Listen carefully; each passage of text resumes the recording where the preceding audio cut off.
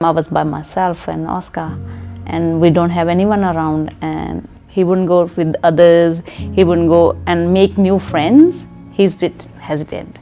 So I said to them, like, you know, he's like that. He wouldn't talk to everybody. He will just sit and play with his cars and take hours and hours. He can sit by himself, and he doesn't actually get involved with new activities. I had discussion with Kat. Sometimes he struggled with routine, and it could be, and sometimes he was very stuck in routine where he just wanted the same thing, and then if something had changed, he didn't cope with that change. And then it was just, you know, when I'd seen interactions with other children, I could see he struggled to connect with the other child.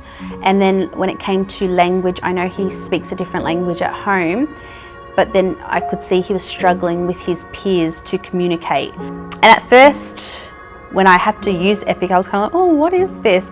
All it was any child that I felt needed a little bit of extra support. You'd fill out some forms, do some observation on children, and then you'd get in contact with Kim, who plays a big part of it, and she's been amazing. I oversee the rollout of our early intervention services program, I guess the operational side of it, ensuring that we're embedding that in our family services, long day care, kindergarten, maternal child health services, and that everyone's on the same page with what we're trying to do. And then she told me, why don't you come on and join the meeting with Jacinta. She's a preschool field officer who comes out and assesses children and talks to the parents. So I'm here to actually help the educators to work with their family. And then I lead the meeting just as a conduit between everyone in the room, ensuring that the conversation is child-focused, that we're really prioritising. It's a bit of a thing to throw around, you know, that the parent is the expert on their own child. We really want to make that real and tangible for parents and for families. Coming here is looking at the teachers and telling them my difficulties and finding the answers, all the answers. It's like making new friends. It's like the best thing. Jacinta's at the stage of assessing Oscar and talking to Mum about whether he is school ready. The really important thing, it's one of the things that really comes out from it, is that the families are able to identify where their child needs support. They're the only way I feel like, you know, helping me through all this difficult time when I was by myself with Oscar. And I wouldn't, because at that time I didn't have anyone. I know Mum's on her own here with Oscar, and you know, so that just led us to do the best we can for Oscar. All I know is these guys are helping me. They're friends to me, actually more than friends. Hi, my name is Meena Rani, and I'm Oscar's mum. And what's your name? Who is this? I'm the Oscar. Oscar! Okay, Oscar! I'll do whatever it takes, you know, for Oscar. Kat might be the favourite then. She's Mummy's favourite as well. Isn't she? She's lovely. High five? Yeah. Okay. Thank you, Oscar. Okay. Oh, good boy.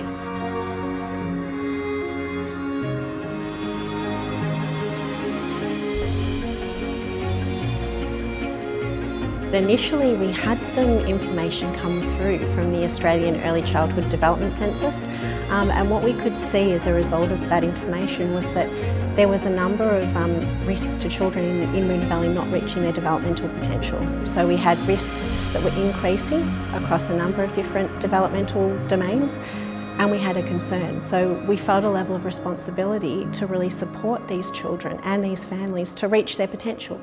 And so as a group of professionals within Family and Children's, we all got together and we thought, we need to come up with a plan to address this. And that's what we did. We formed a group called the EIPPG, Early Intervention and Prevention Partnership Group. I was really passionate about the fact that we didn't have any support network for those families that sort of fell in that low line level of children with emerging needs. Like, our staff wanted to know how to support children and families to get the best start.